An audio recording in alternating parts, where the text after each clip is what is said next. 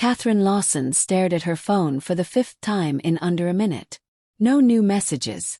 No missed calls. The last message she had sent to Daniel read, "Just let me know you're okay." And it sat there unread for 3 long days. Each hour that passed without a reply made her chest tighten more. Not from worry, but from something heavier. It wasn't the first time Daniel had gone quiet on her. But this time felt different. Colder. More deliberate. And while she told herself he was probably busy with work or needed space, deep down she recognized the sting. The silence screamed louder than words. You don't matter enough to respond. Catherine wasn't someone who begged for attention. She valued her independence, ran a successful interior design studio in Denver, and had a tight-knit circle of friends. But Daniel had broken through her defenses with his charm, his thoughtfulness, at least in the beginning. They had met at a charity art event 8 months ago, and for the first few months, everything had been effortless. Long walks, late-night talks, road trips. He made her feel seen. But slowly, the responses became shorter, the affection less consistent, and now this, complete silence. She tossed the phone onto her coffee table and exhaled sharply. Was this rejection? Or something more complicated? Catherine's best friend Megan had warned her early on.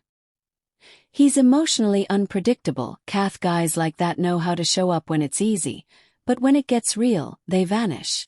Catherine had defended him back then, believing everyone deserved a little grace. But grace had its limits, especially when it hurt. She decided to distract herself by organizing her bookshelves, hoping to sort through not just novels, but the clutter in her mind. Her cat, Jasper, padded across the rug and curled up beside the stack of books.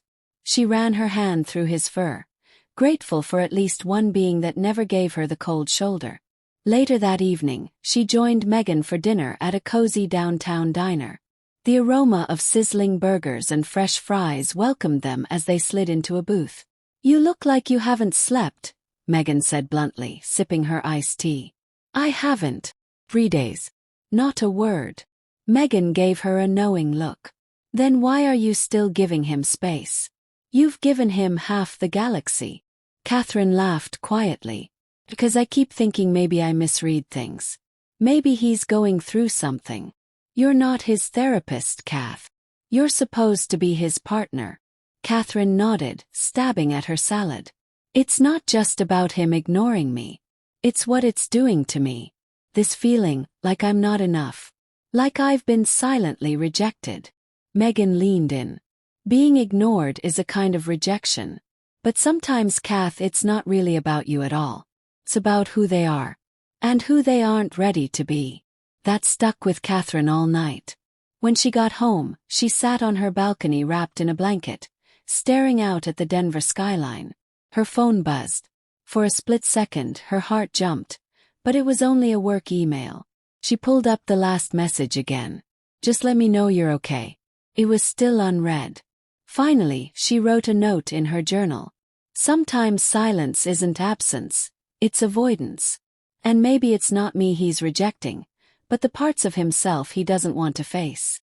The next morning, Catherine went about her day with a new resolve. She met with a client, visited a local art supply store, and allowed herself not to check her phone every minute. Slowly, the ache in her chest became more of a dull throb than a sharp pain.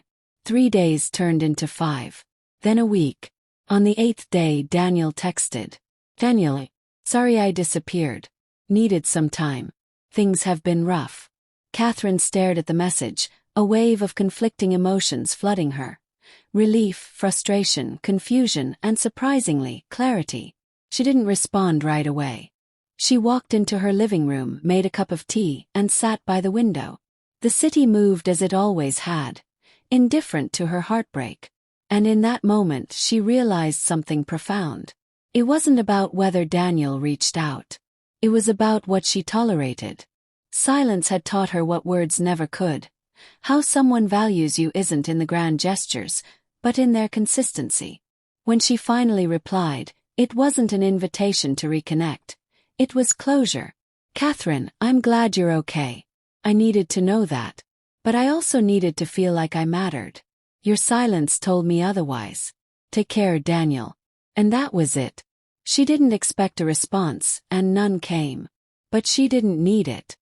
Over the next few weeks, Catherine threw herself into her work. She redesigned the lobby of a downtown hotel, volunteered at a youth art program, and even took a solo trip to Santa Fe to recharge. She met people who inspired her, who saw her without needing anything in return. One evening, while attending a gallery opening, she met a man named Ethan.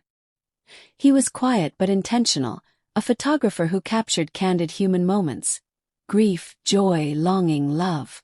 They didn't talk much at first, but when they did, Catherine noticed something remarkable. He listened.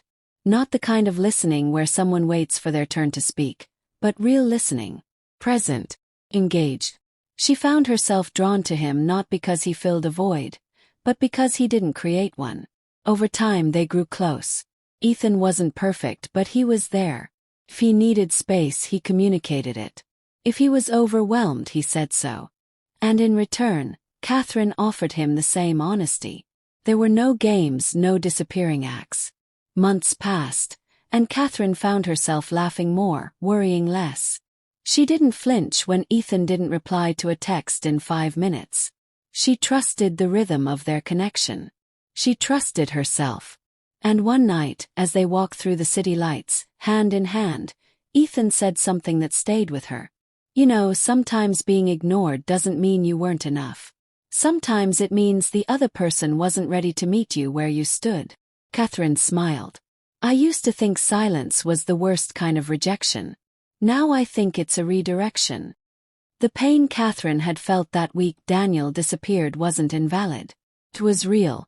It had taught her that rejection, in its quietest form, often leads us to the most necessary truths. That being ignored doesn't always reflect your worth, but sometimes reflects someone else's limits. She stopped chasing answers from people who ran from conversations. She stopped internalizing their silence as her failure. She learned to listen to what wasn't being said, not to assume blame but to understand patterns. Because sometimes being ignored isn't rejection, it's protection. Clears the space for what you truly deserve. And Catherine finally knew.